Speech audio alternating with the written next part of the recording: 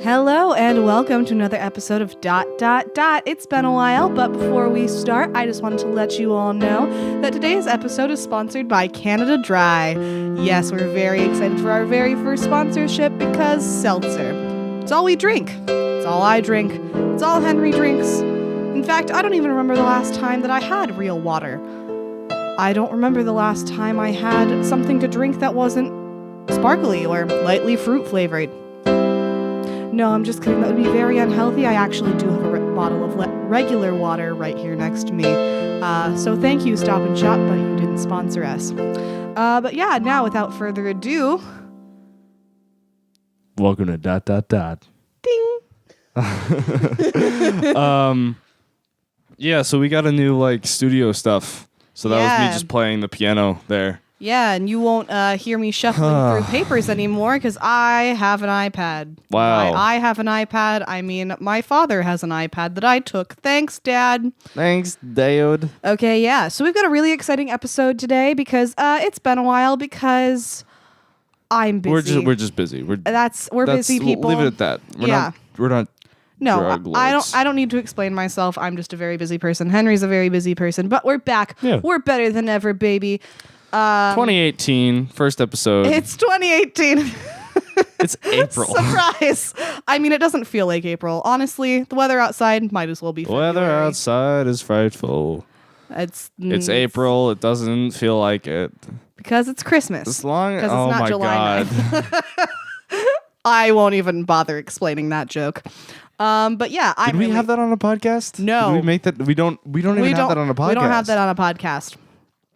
Why don't we have that on a podcast? Okay, so very, very quickly, I said I wouldn't bother, but here we go. So I think when we were recording probably the last episode in October, because that's shameful. Oh my God! I wish that I was just saying, I wish that we could pre-record, but all of our information has to be current or at least somewhat current, because for some reason we thought it would be a great idea to record a current events podcast. It would be so funny if we came up with news and by the time that we came out with it, even if it's pre-recorded. It's like Kylie Jenner's pregnant. No, she's not. Oh, wow. And that's in July. We put it out. But anyway, yeah, July 9th. We just decided that every day is Christmas except for July 9th. So Merry Christmas, everybody. Merry Christmas. But yeah, so Get your presents. Really funny that I just brought up the Kardashians to bring me into a really smooth transition. Since we haven't recorded since October, I thought that I would talk about the Kardashian baby drama as our first topic. So first, Kim Kardashian gave birth via a surrogate to a child named Chicago, and people cared a little bit. And then Kylie Jenner gave birth to the beautiful Stormy Webster, and everybody cared. Everybody. Just a little quick anecdote. No, everybody cared. Me and Lexi are everybody. Hi, Lexi. Hi, Lexi. I hope you're listening, because if she you're not, definitely is, weird. because she's coming over on Thursday, and I'm making her listen. But yeah, just a little quick anecdote. Stormy was born on Henry's birthday. Awesome. And during our last show of The Sound of Music, which was horrible, and we won't talk about that, but she announced that Stormy was born, put out her birth video and her birth announcement, because Kylie's pregnancy was really, really secretive. Wait, it would have to be our first performance of it. She gave birth on February 1st, but didn't actually announce that she had given birth until the last day. Okay. So that Sunday performance during intermission. See, guys, I'm well educated in this topic. Sorry. That's why I'm in charge of everything we talk about. But yeah, Kyra came into the band room during our intermission and just taps me on the shoulder and goes, "Morgan, it's a girl. She's given birth." And I kid you not, I started screaming, crying. Oh, yeah. Lexi started screaming, crying. We were running around saying Mazel Tov and congratulations like it was my mother who just gave birth. It was insane. Also, I don't understand how I was in a room filled with 50 teenagers who all have Snapchat and nobody thought to take out their phone, because we would have gone viral by now. Yeah. It was really, I don't think that I can put into words how ridiculous this was. All right. Oh, I can vouch for that. It was absolutely It's ridiculous. pretty insane. Okay, so Kardashian baby number 3. The most recent Kardashian baby, Khloe Kardashian's baby. I love how you're saying the word Kardashian. Sorry. Continue. Kardashian. Kardashian. And an hour ago, Khloe released her baby's name, which is True Thompson. And yes, I mean, it's not confirmed, but we think that she named her baby after True Jackson VP. Oh my God. That's not confirmed. I love that show. I love True Jackson. Bomb-ass show. It got canceled, and I don't think I've ever been more upset in my life. But Keke Palmer is doing wonderful for herself. But why did it get canceled? That's the question. It had great ratings. I don't have research on that because I did this research maybe 3 hours ago, and Khloe just came out. Hold on. All right. While Henry's looking up why True Jackson VP got canceled, I'm going to give you the breakdown on why Khloe Kardashian's birth and pregnancy and relationship is even more crazy than Kylie's was. So strap on your seatbelts. This is about to get wild. So Tristan Thompson and Khloe Kardashian have had a beautiful whirlwind romance. Tristan Thompson, if you don't know, he's a player for the Cleveland Cavaliers, an NBA team, and has been with Khloe for about a year, probably since about September. So Khloe just gave birth to her first child, a baby girl. All was well and good. The couple was constantly sharing really pretty photos of each other on social media. Khloe was basically saying that Tristan was like a gift from God. And it's a big deal that Khloe was with someone that she thought was faithful and wonderful, because after her torrid relationship with Lamar Odom and everything that happened with that. And then it was a miracle that she even got pregnant, because we didn't even know if Khloe was going to be able to have children. There was a point in time where it was believed, I don't remember exactly because I didn't write this down, but I think Khloe was believed to be infertile, but she wasn't. But yeah, anyway, Tristan Thompson is a rat. Because mere hours before Khloe went into labor with his child, the Shade Room, which is like a TMZ kind of thing, released footage of him cheating on her with not one, not two, but 3 women. Oh my God. And why would you ever? I know.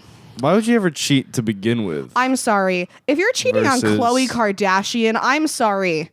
She is beautiful, successful. That booty, though. I mean, come on. Who do you think you are cheating on Khloe Kardashian? But basically, the original footage that came out was from the Shade Room. And it was a video of Tristan and a woman going into a hotel together, not emerging until hours later. And she had an overnight bag in her hand.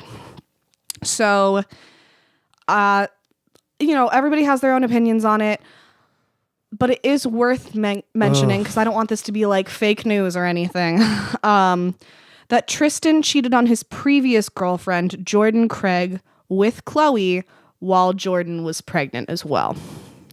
Is that just his thing? I guess it's just a pattern. He just cheats on pregnant women? Yeah. Yeah. What a thing to have. True Thompson. That's how Khloe referred to her little girl. I would have named her True Kardashian, because in my mind, Tristan has no claim to the baby anymore, even though I know that's not how it works, but whatever. Okay. Why did True Jackson VP get canceled? So the short answer is Victorious. The second that Victorious came out, that makes sense. Nickelodeon started to treat True Jackson VP badly. They put Victorious in their slot. They moved True Jackson to a later time where no one would ever view it. Teen Nick. I remember when True Jackson VP got changed to Teen Nick, and I was like, what the hell? I'm not allowed to watch Teen Nick. I'm only 11. But I just want to read this Yahoo answer of best answer, because this person is pissed and I love it. It says, Dan Schneider created Victorious and this man ruined Nickelodeon. That's how it opens. I love it. He also made Zoe 101, Drake and Josh, iCarly, and Nickelodeon loves to show him favoritism. I mean, they freaking put Victorious and iCarly actors in True Jackson VP to shove his shows in our face. True Jackson VP's second season started in November 2009. It should have been over before summer of 2010, but they still have not finished airing it all. And it's summer 2011. Oh my when God. this was written. So Victoria's debuted. Debut. Debut. Debut. What was that thing that the chicken said? Ow! There's a chicken outside my house when we were recording one of these. But Victoria's debuted on March 27th, 2010. In May 2010, we started seeing less and less new True Jackson VP episodes. That makes me... Does that feel racist to anybody else? Just like a little bit? Yes. Like we're going to favor the little white... Like I know Andre was there, but Andre was a stereotype. The whitest person on the cast. No, I think he's a stereotype. I think he's a total stereotype. Which made him the whitest person in the cast. Because it's what all white people would write for a black guy. Oh my God. Am I right? You can't see me, but I look shook. Like, I'm physically shooketh. And because of the way that that True Jackson VP was canceled, it's no longer, was treated, it was bound to be canceled. And they knew it going into it. They wanted that show. They were just like, oh no, we have a better show now. It's fine. Let's just get rid of this one. I hate that. That makes me so angry. Speaking of really wonderful shows that get canceled or almost getting canceled, Crazy Ex-Girlfriend, my favorite show in the whole world. It's basically a musical sitcom. It's everything. It's on the CW. Watch it. All the seasons right now are on Netflix. Just got renewed for its final season, despite being one of the lowest rated television ratings in history. And I understand why it's that low, but allow me to explain. It's for a very specific type of person, and that specific type of person is theater kids and my mom. So theater kids. Yeah. No, it's a really great show. Everybody that I've asked to watch little clips of it or the music videos and everything, because they write all their own original music. It's awesome. There's 2 or 3 songs per show. It's really, really great. I sincerely recommend watching it. I will literally give anyone my Netflix password in order to watch Crazy Ex-Girlfriend. Maybe yes, don't Henry? put that on the air. No, it's fine. It's fine. You know what you're doing. Okay, who's going to ask me for my Netflix password? I take that back. You can pay me $4 a month to pay for half of my Netflix subscription. I think that seems fair. I think that's fair. Also, Keke Palmer, the second that True Jackson VP got canceled. Do you remember that show Degrassi? Yeah. It went with Keke Palmer. Of course, because Keke Palmer's a legend. And put her on that show. And Keke Palmer, walking off of the set of True Jackson for the final time, flipped off Dan Schneider. I love it. She's an icon. I swear to God. She was, if I'm not misremembering, she was in a Broadway production of Cinderella as Cinderella. Wasn't she a Disney kid to start off? Was she? She was a Disney kid in that movie. It was like a spelling bee movie. Oh my God, you're right. Little. Yeah. Oh my God, you're right. She was. Okay. She was a Disney kid. Speaking of queens, icons, legends, Mariah Carey. All right. Someone who needs no introduction, has been subject to a lot of criticism over the past few years. Rightfully so. Yes. Most notably, her disastrous New Year's Eve performance, and then her Rockefeller Center performance, New Year's Eve in end of 2016, beginning of 2017, and Rockefeller Center in 2014, which is what we're going to play for you in a minute. She was mercilessly attacked online for her horrific performance. My friends and I joked that her New Year's Eve performance was 2016's final victim was the death of Mariah Carey's career. Because if you remember all of those, but she came back on 20. But honey, she's back. New Year's. Yeah, she did. She did come back because she needed to come back. Before we talk about that, let's play them. Yeah. Our gal just can't sing, but here we go. Make my wish come true for Christmas. You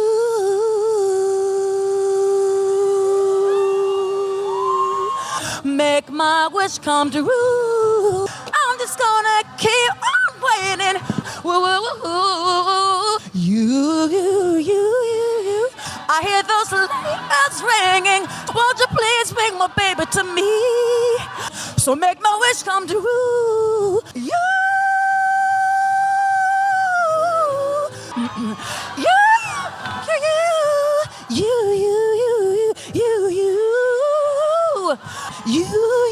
You can stop it. You can stop it right there. Yeah, I'm not. Yeah, that was isolated vocals from the 2016 Rockefeller Center. Yeah, I mean, I'm not gonna sit here and lie to you and say that I was Mariah's supporter because I was probably the worst of the people who mercilessly attacked her online. Oh my god. As you can hear. Yeah. Our good sister, whatever was happening, just could not sing anymore. But I'm also not going to sit here and lie to you and say that she's gotten better because I watched her New Year's Eve performance this year. Obviously, I don't follow Mariah Carey a lot. I basically ever. I just kind of return to her every New Year's Eve, judge her, and then leave her be for the rest of the year. So you mean what the rest of America does? Yeah. Yeah. But yeah. However, she is on the cover of People magazine right now. Oh, come on, People magazine. No, this is really good though. The cover story revealed that Mariah actually has bipolar disorder. Oh my god. Which explains a lot of her behavior. I was about to go. That explains the singing. But no. Then I stopped myself. But now I've said it. No, Henry. So. But yeah. No, I have diabetes. You can make fun of that in the comments section. Go ahead. Go ham. I don't care. It's okay. Henry, you fat. Diabetic. I'm actually a straight guy. Shirtless. Wet. Gay again. Henry. Still straight. Still a straight guy. The only 14 people know what I'm talking about, but it's fine. Yeah. It was basically an inside joke of the show that we were in that was really, really awesome. That we were in. Honey, that I directed. Morgan directed. I was in. Brought to competition. Wrote my college essay on. Lived my truth. Yeah. But yeah, Mariah Carey has bipolar disorder, which explains a lot of her behavior. If you follow her sporadically like I do, you know that she when she judged American Idol, she was just terrible and miserable to watch. She was nuts. But unlike people like Demi Lovato and Halsey and people that have been really open about their mental illnesses since the beginning of their career, they both also struggle from bipolar disorder. Mariah's from a really different era of people that write off mental illness as messy and irresponsibility and just the pressures of Hollywood and all of that kind of thing. Yeah. Those kinds of things, case in point, Britney Spears and her breakdown. She was clearly struggling with something, but people were just writing it off as Britney's. She's nuts. She's nuts. So Britney's making a comeback too. Britney's incredible. Oh my God, Britney is taking her iconic Piece of Me tour that has been in her Las Vegas residency, and she's taking it across the country. I think across the world, but she's coming to Mohegan Sun in Connecticut, and I almost bought tickets this morning, and I did not, but I need to. Anyways, back to Mariah Carey. Sorry, I'm just talking about queens. But yeah, she wants to assist in lifting the stigma from mental illness and the stigma from the discussion of mental illness. So really good job, Mariah. I respect her a bunch because it's a hard thing to talk about. Absolutely. And, you know, it's one thing coming from Demi and Halsey, and they're like stars of the now, right?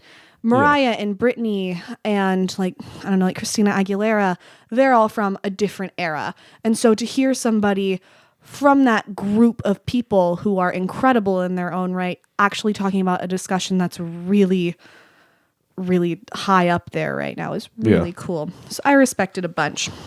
So speaking of Demi Lovato, you just have all your transitions ready, don't you? I do. By the way, I'm sorry if you hear any creaking of my chair. I'm going to get a new chair. Just if you hear like a in the background, that's what it is. It's just my ass. It's actually just Henry breaking It's just my ass. one finger at a time. Yeah, that's definitely what it is. But yeah, it's Demi Lovato time. So I went to go see Demi Lovato on March 26th at TD Garden in Boston, which was part How was it? It was the part of the final portion of the North American leg of her Tell Me You Love Me tour. She's taking it across the world. I'm a proud mom. This show was magical. So I've seen Demi. That was my 9th time ever seeing Demi in concert. So I'm not a Demi Lovato concert virgin by any stretch of the imagination. I literally thought you were about to say, I'm not a Demi Lovato fan. I'm not a Demi Lovato fan. Oh, there goes my knob on my mic stand. Give me a moment to So I'm going to continue. Yeah, I'm going to continue talking about Demi. So Demi's tours, I love watching her. That's why I've seen her so many times. I think that she is just the best artist on the market right now. I think that she's incredible. She's just the most wonderful performer. But all of her tours in the past have been really not bare bones, because obviously they've been full fleshed out tours and gigantic stadiums, but she's always focused on like graphics behind her and light design. But for the most part, it's just her and her guitar or her piano or her drums, one of her various instruments that she plays. And obviously she has her band and a couple of backup singers. But now that this album came out and she almost took her style and flipped it. Tell Me You Love Me, I talked about it the last episode. It is her best album.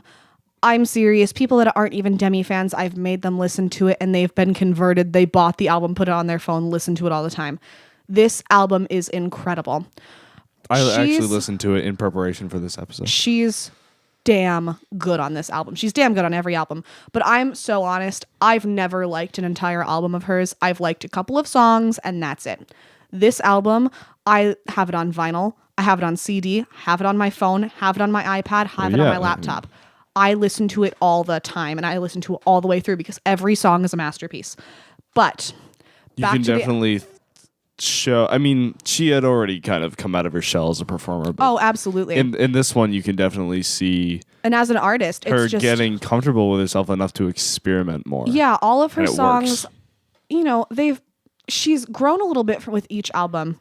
But the difference with Tell Me You Love Me is that she started working with different producers, different sounds. She's more comfortable in herself. She's talking about things like sex and relationships, but she's being honest about them. I mean, after the documentary came out, it's almost like her Simply Complicated. Her instrumental, and I didn't mean to say instrumental, but her musical. Oh, her whole sound changed because that documentary just put everything out on the line. Where there were a couple of songs on every album up until that point that had little tastes of her struggles. But so my best friend Elizabeth came with me to the tour. And there were a couple songs that were on the set list that weren't on the album. So she asked to listen to them because I bought her the album in preparation so she could listen, and she like loves it. Isn't there literally, speaking of, back to struggles, isn't there literally a song on the album called Daddy Issues? Yes. Like Daddy Issues is a bop. Daddy Issues is really good. But that's not the song that we're going to be playing. That's not the song that we're going to be playing. I'm going to explain what song we're playing and why. But yeah, just she's so honest. It's so wonderful. It's really, really a great album. But this tour matches that kind of different sound because as opposed to every other concert, it's not just her and her instruments and a couple of backup singers in her band and her lights, where this tour was a production. And I've seen a lot of concerts. I'm the first to admit that because I love them. And I'm also the first to admit that normally I don't enjoy big productions. I've always preferred Demi's because she has committed herself in every show, even if she's sick, even if she's having the worst day of her life. She sings live because she always says, if people wanted to listen to my album, they would put it on their phone and they would listen to it. They came to see me sing this live. They didn't come here to watch some sound guy push some buttons and have me lip sync. Yeah. Would you say that this sorry to interrupt. Would you say that this tour is a little bit less of that like humble feel? And that's what I was just getting into. Okay. Because this tour was a production. She had backup dancers. She had an entire choir come and sing Tell Me You Love Me with her, a local choir, which was so awesome. And there were like, there's this song called Games, and it's about this guy playing games with her. And there were like, I'd say maybe like 10 Demi lookalikes popping up all across the stadium playing games with the audience like the guy played games with her. And there was like crazy lights and costume changes and all of these things. But the music was still the same. She still sat her ass down and played piano. She still she actually switched stages. There was the A stage and the B stage. And I picked my seats so I would be the perfect distance from the A stage and the B stage, because they have crazy security up at the A stage. But when artists use the B stage, people run up to it. And that's what I did. And she sang 3 songs on the B stage, and they were my favorite on the album, truthfully. And the last song that she sang on the B stage is what we're about to play for you. It's called Lonely. It features Lil Wayne. And she had this rotating bed that she was doing like crazy choreography on and just really like playing with her sexuality. Was there a I was just about to ask that. Was there a different sets on the A and the B stage? Oh, yeah.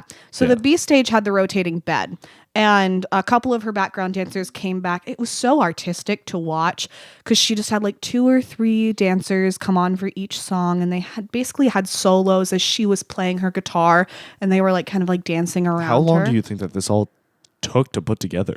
Oh my God, it had to be like a year, maybe. Yeah. When did this album come out? What day? Do you know the date? September something. It came out the same day that Miley Cyrus's album came out. Yeah. And I was hype. I still am hype. So September of 2017. Yeah. And you just saw this... March 26th. Yeah, March 26th. So I have a feeling that she was... Damn, it must have been... I have a feeling that there was some overlap because this... Oh, yeah. And even though it was a production, it was so beautiful. There was so much going on. It was still humble and beautiful just to listen to her sing. Like there's this song that she opened with, You Don't Do It For Me Anymore. I think it's You Don't Do It For Me Anymore and Lonely are my 2 favorites on the album. Yeah. Her runs were just so precise and so beautiful. And even though she had dancers all around her and the lights were changing, she was just standing there and she was singing. And she was just pouring her heart out to the audience, and it was like all this chaos was happening, but she was still the focus. Oh God, yeah. Which stage. is something like I've seen Taylor Swift twice, and I'm going to see Taylor Swift again. I love Taylor's shows, but Taylor's are shows, Demi's are concerts, if that makes any sense. Elaborate a little bit more. So Taylor is known for having this insane production value and just like a whole fleet of trucks and like set changes and costume changes and gigantic teams, and just like they are incredible to watch. She is a master of what she does. You know what I mean? She's a master of what she does in a different way Oh, than but Demi she is. isn't the focal point. No. It's all together. So you're watching. It's a show. You are watching a show. All right, now I get it. Demi, you are watching Demi, and then sometimes your eye floats to the different lights happening, or sometimes your eye floats to the beautifully choreographed complementary dance numbers to what's happening, because Demi dances, but she isn't on stage doing like crazy choreography like Taylor Swift does, or that kind of thing. But but Henry's gonna play for you a little clip of "Lonely," which is incredible. Lil Wayne is actually on this song, but you don't hear him in this clip. And here we go. Caught my eye, you know me, and honestly, I'm better without you. Don't you got me checking on my phone by the hour? Baby, I'm hoping, I'm praying, my knees weak, I'm shaking, 'cause you know that I always needed saving. Now I'm fucking lonely, and you didn't want me, trying to show me. Yeah, so that's all we can play for copyright reasons. Yeah, but I'll link the album down below. Yeah. This song is incredible. But bass drum is killing it on this song. Damn. I know. Love it. And watching this live, she was just sitting on this bed. And then when Lil Wayne comes in and there's like a rap break, she does all this like really sexy choreography on the bed. Lil Wayne did not tour with her. No. Okay. That's the only part that they actually like played over the speakers. Well, obviously they play everything over. You mean the part that she wasn't even singing? Yeah.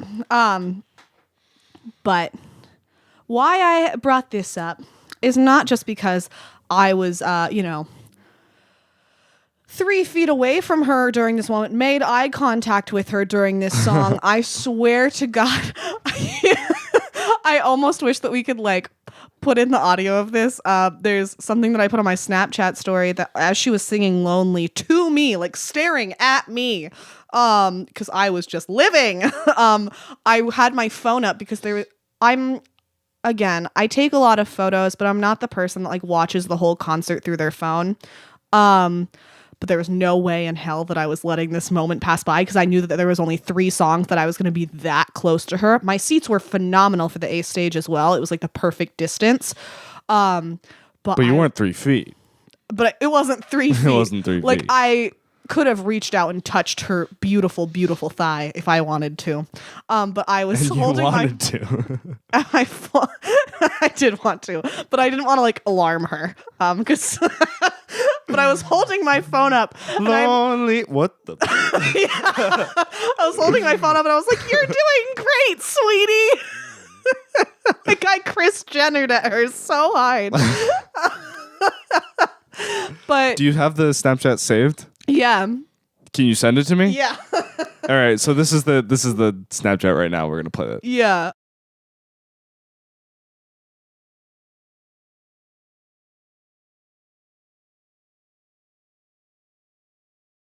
So why I brought up "Lonely" is because a couple shows later, she has 2 openers on this tour. DJ Khaled, who is an well-connected hype man at best, but I won't shade DJ Khaled. He's just a nice fat man who loves his son. I appreciate it. Kalani, who is one of my new favorite artists, she is wonderful. She brought Kalani on this tour because Demi said that Kalani's music was a big influence, and you can definitely hear that. Kalani snuck up on her on the B stage during "Lonely," and like Demi just like they kissed. Demi went for it. She was like grinding on her on this bed singing "Lonely." I mean, it was crazy.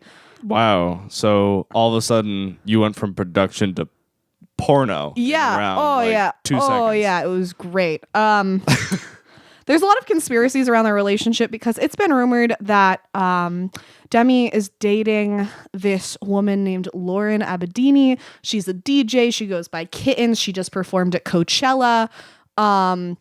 Lauren is so beautiful.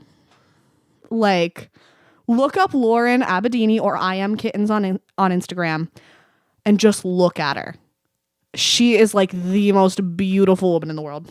But what's her tag on Instagram? I Am Kittens. Okay. But yeah, so Kalani gets on stage and they literally kissed. And then Demi climbed on top of her on a bed. So now there's like all these conspiracies. I love 2018. But yeah, there's rumors that Kalani and Demi are dating, which I wouldn't be mad at because they are both beautiful ladies. But I do like Lauren quite a bit. But yeah, Kalani just commented on Demi's most recent Instagram, just the word well, because Demi looks great in her most recent Instagram. Demi's at Coachella. Speaking of Coachella. So Laura Navadini, she sort of looks like if you took Demi and Dua Lipa and pushed them and had a love child. I know, they are beautiful. Oh my gosh. Yeah. Yeah. So what I'm hearing is you're following Lauren Abedini on Instagram. Like instantly. Like she's the most beautiful woman in the world. I wonder who they're recommended to follow. I know. Is under her. Oh my god. It's the first one is Demi Lovato. You're not following Demi on Instagram? No. Why not? Because anything that Demi ever does that's important, I'll be sent. I don't have to follow her. You need to follow her just for the hotness. All right, that's done. But yeah, Demi's at Coachella right now, as is everybody else in the world. But yeah, first weekend of Coachella just happened. It's a gigantic music festival. Happens in California. It's known for the incredible artists, the festival fashion, a lot of the festival fashion, makeup trends. Oh yeah, he's looking at the photo of Demi and Kalani on stage. It's the Tell Me You Love Me tour has an Instagram account. Yeah, it does. Which is awesome. You can go and check that out. But yeah, Coachella first weekend just happened. The yodeling Walmart boy performed with Justin Bieber in the audience. I know. What is that? I love the yodeling Walmart boy. If anybody wants to go road trip with me to the Grand Ole Opry in Nashville, Tennessee. And Rodeo Boy, if there's any possibility whatsoever that you are listening to this, or any possibility that anybody is listening to this that has a connection to the Rodeo Boy, please get on the podcast. Please. I will fly you out on my own dime.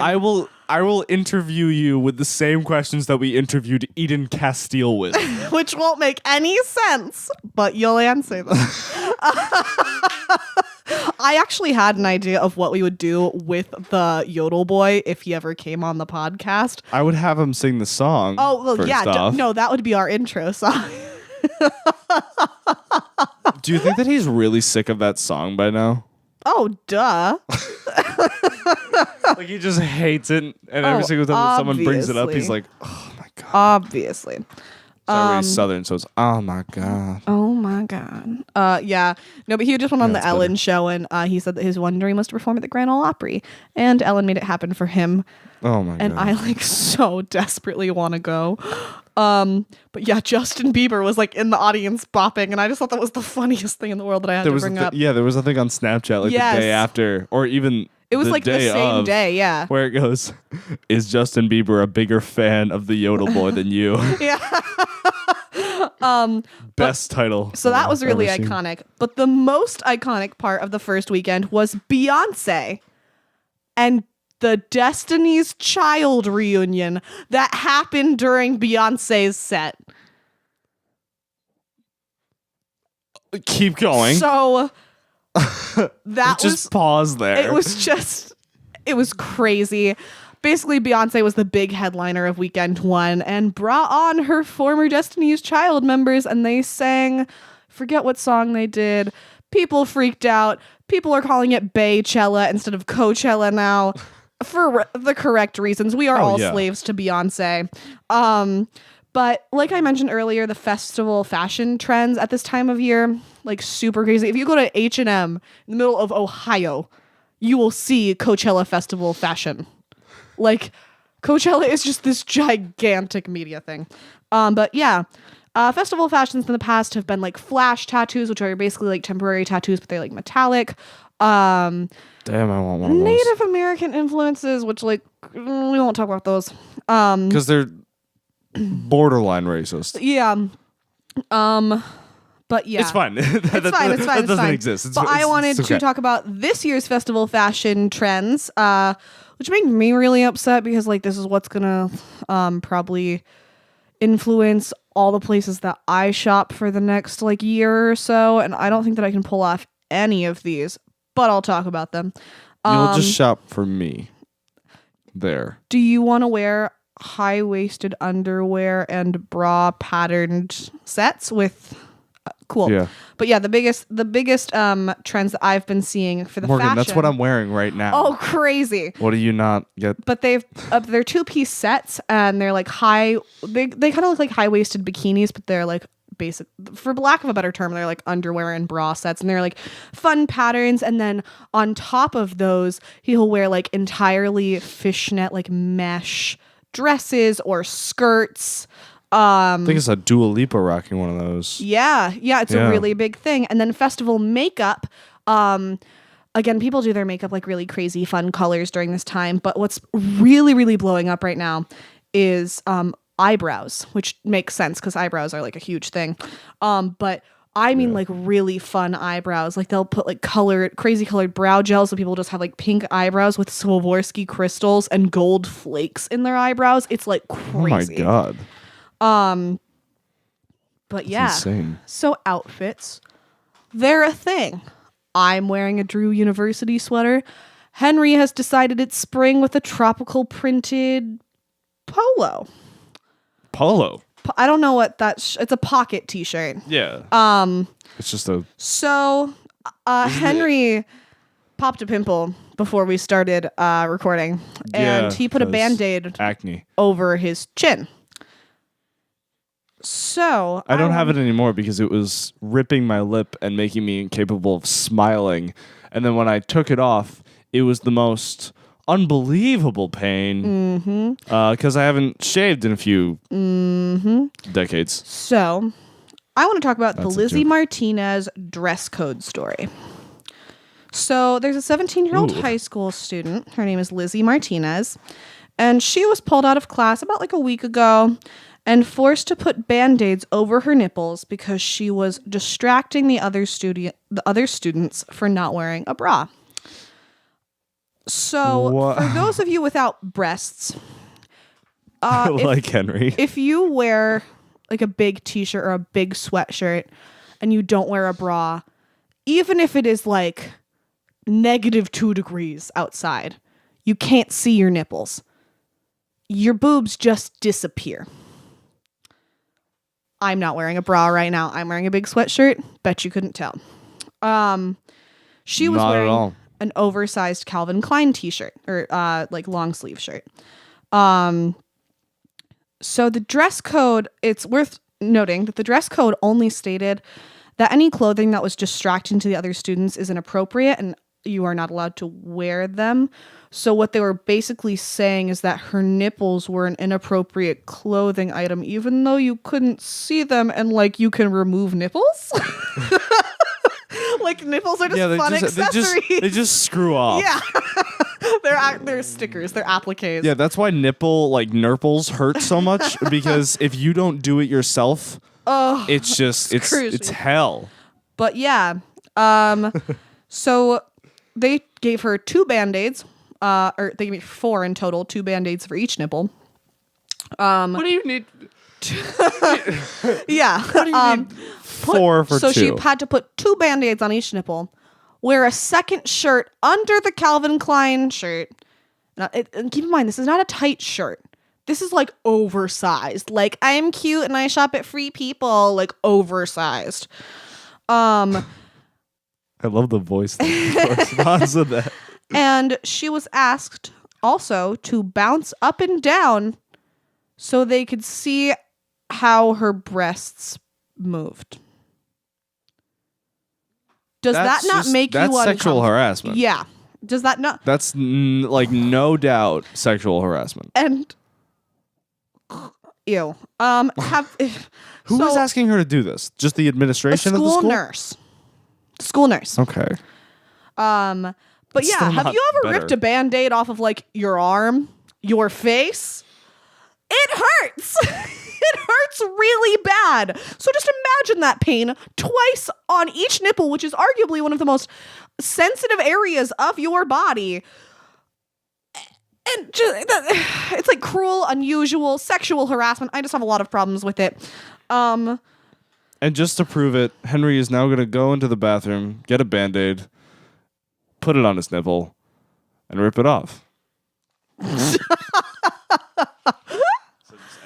So, yeah, I know he's going to go experiment. Yeah, I just have a really big problem with the body shaming of women. Yeah, that's really, I'm going to do some stand up because now our next topics are kind of a lot. So, Henry's bringing the Band-Aids into the studio. How exciting. Yeah, I was just about to do some stand-up comedy for them because I didn't know what to do. Yeah, I was running to get it. Okay, so I have a Band-Aid here, as you can hear. And this is for, what's the woman's name? Lizzie Martinez. Lizzie Martinez, this is for you. I hope that this makes you come on the podcast. Yeah, BuzzFeed actually just did a video. Kristen from Ladylike just did a video where she did the Band-Aid experiment, and she wore a shirt that was really, really similar to the one that Lizzie wore. And nobody could even tell that she had a bra on, or she didn't have a bra on to begin with. And then her nipples actually, like, the adhesive did some really crazy stuff, and she had this like awful irritation. We didn't see it, but we were told. I'm going double Band-Aid. Yeah, he's doing 2 on 1 nip, as Lizzie was asked. I'm not doing like both of them because I actually want to survive. Yeah, no. But this is for Lizzie. This is for that. It was against that bitch that asked her to do this. It's also worth noting that the principal of the school had no idea that this was happening, and so when this all came up in the news, she had to review the pictures and everything of Lizzie's actual outfit and admitted that she didn't see anything wrong with Lizzie's outfit. Wait, who pulled her out of class then? School nurse. So, did this child have a history of like aggravating the school nurse? I have no idea. That I do not know. Even so, screw you, lady. You know what I mean? Or man, I don't even know what the school the gender's dead. Alrighty, we're gonna try this. This has been on here for like a good minute. A good second. It's for the adhesive to grab. If you have anything else to tell about this story, continue, and then I'll pull it off. That's really all I have. But like, I don't know what her nipple situation was, but like, a lot of people have hair around their nipples. Like, that would suck. Which I do. Fun. So I'm gonna pull off the top one first. Yeah. I love. My God! Ow! It's already. I know. I'm gonna try to keep the other one on, so I can just. Oh, that was a good rip. Oh, all right. All right, one Band-Aid down. All right, I'm actually gonna make the mic. The bottom one, which is the one that's the mic go really down. attached to the nipple.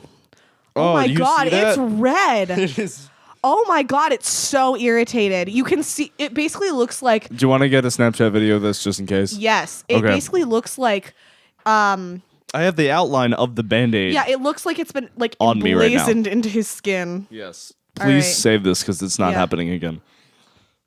All right. This is for you, Lizzie.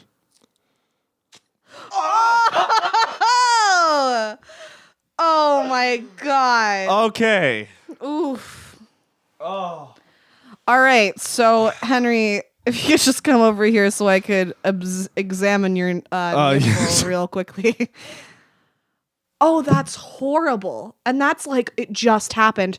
Because we were told that by Kristen, who did the experiment on BuzzFeed, that it was worse on day 2, and that you could actually see little pieces of skin that were ripped off. Oh my God. There's spikes in the audio. You can't hear it because I'll level it, but yeah, no, it was like, it was just, yeah, I went from like normal talking level to like, but like, oh my God, you can literally, it's like an X right around it. Oh my God. Oh. I'm so sorry that you just went through that. No, it's fine. It's okay. I did it for the show. I will do anything for the show. Not anything. Not anything. I still want veto power. but yeah. So I'll that's do a lot just, for this show. It's just really ridiculous. Yeah. So those were all my like, not happy because that last one was like lightly sexual harassment, but those were kind of like pop culture things. Now we're going to talk a little bit about politics and things that are happening in the world. Okay. I'm excited. Yeah. Not really. So politics. Yeah. So the first I'm going to talk about is the airstrikes on Syria. Trump fired airstrikes into Syria after an alleged chemical attack on civilians that killed at least 40 people. Yeah. Trump taunted the Syrian president on Twitter several times, threatening military action, saying that it was all going to be coming soon. And residents of Syria spoke to BuzzFeed News, because that's our main news source, mostly because that's what I get on my phone. And also because we're trash. And also because I love BuzzFeed, but that's not the point. Residents of Syria are fearful now more than ever, as they believe that Trump's actions will result in more civilian harm rather than good. Absolutely. Like, there's no doubt. And most of the strikes targeted empty facilities and empty buildings. They were completely worthless, basically, because what's the point of blowing up empty buildings? I mean, that's just going to piss people off. It's not going to do any good. Oh. Henry is rubbing his nipple. It hurts so badly. Like, it is just, my God. Yeah, when I found this out on Friday night, I was sitting in a Texas Roadhouse and my head just like fell into my hands because it was... Yeah. It's just stupid. It's just stupid. There's no really other word for it. No, and... You know, I mean, I do agree with the fact that action needed to be taken against. Oh no, absolutely. What was happening there? Absolutely, but I think it needed to be a little bit more premeditated. Yeah, I just don't think that going at firing into a country into empty buildings will help them not hurt people. Yeah, that just doesn't make sense. Maybe just sit down, have a cup of tea. Well, I think it's far past tea time, but I definitely understand where you're coming from. But yeah, if you want to read more about it, we'll link an article, the article where I got those little sound bites from, so you can actually read some quotes from the residents of Syria and everything. So one more thing. So James Comey, I think that's how you say his name. Yeah, it's Comey. Yeah, he's a former FBI director, and there was something that he just came out with a interview. It was like 5 hours long. But basically the biggest part of it was he admits that there is evidence of Trump's destruction of justice and that Russia has compromising information on the president. Again, I will link an article to read more about it because there was just so much in that interview that you can unpack and read about. But if your former FBI director that you fired for saying too much now comes out with an interview. I know, and he tries to defend himself like on Twitter. He was like, James Comey was the worst FBI director in history, and no. But like no. And then the last he did a bad job. Oh, yes. But he wasn't. No. He's not lying about this. No. You know, fake news. Hi, yeah, my name is Morgan Alley, and I deliver fake news. No. So the last thing I wanted to talk about is something that we both participated in. Is the National School Walkout. Yeah. And I also wanted to talk about the March for Our Lives. I don't know if you marched. I was unavailable that day, so I couldn't. But I wanted to talk about those two things. Yeah, I couldn't either. So I've done a lot of talking, so I'm gonna let you explain what the National School Walkout was.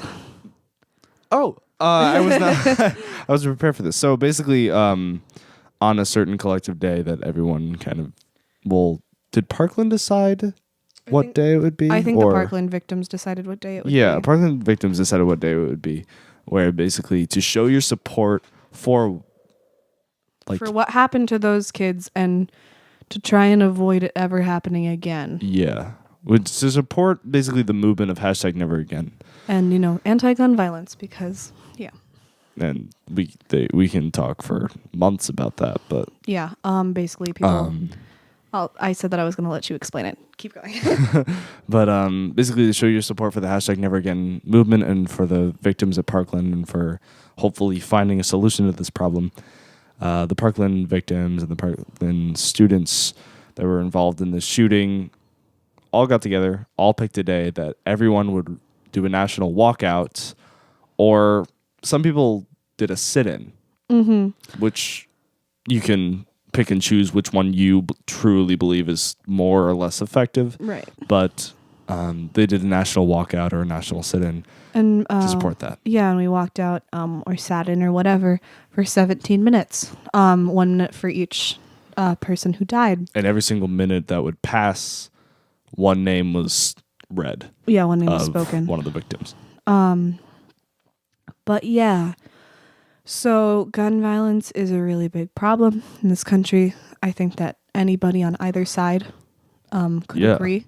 And gun control is a big issue. And gun control is a big issue. And obviously, I'm not going to sit here and tell you what I think the solutions need to be because I don't want to start a war.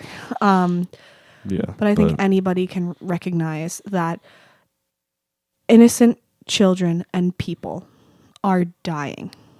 There was a shooting every week of 2018. There was, as of that shooting, there were more school shootings than there were weeks of 2018. Yeah.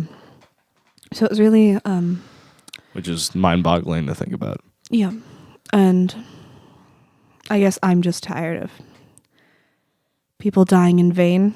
Yeah. And because it's the question. It's like how many people have to die before something gets changed.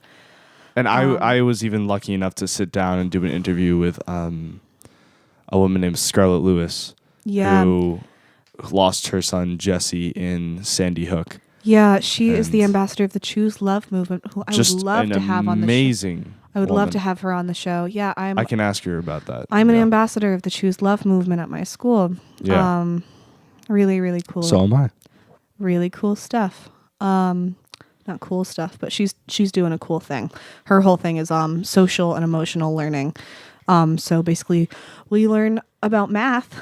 Since we're little kids, we should be learning about how to love each other since we're little kids. We should also be learning about how to deal with certain feelings that arise. Right, bad thoughts, negative thoughts. Normal problems. Yeah. Because I think that we've all had that feeling of everybody has a bad thought. Not being I forget accepted. What statistic Scarlett uses, but everyone has at least one negative thought per day. Every single person in the world. Oh yeah. Probably have 1,000 negative thoughts. Yeah, per day. it's some crazy number that I don't remember. But yeah, I can do a quick Google search on that. Following the National School Walkout was the March for Our Lives. The March for Our Lives was again anti-gun violence. Lots of students, lots of teachers, lots of parents, people who are tired of this happening again and again and again. And there was tons of speeches, and what I thought was really, really cool, because I marched on Washington the day following Trump's inauguration as part of the Women's March. And what I thought was really cool, I don't know if there was concerts at the Women's March, but the March for Our Lives actually had tons of artists singing songs about change and healing. Including Ben Platt and Lin-Manuel Miranda, which did a mashup of a song from Hamilton and a song from Dear Evan Hansen. Yeah, Demi Lovato sang Skyscraper. Miley Cyrus sang The Climb, which made me bawl my eyes out. It was just a really awesome event. Yeah, I thought it was really cool that they had all of those really powerful singers there. And there was a lot of controversy around it, which I thought was kind of weird. But the way that I kind of looked at it is I thought that it was really beautiful because nothing heals people more than music. And it was incredible. Yeah.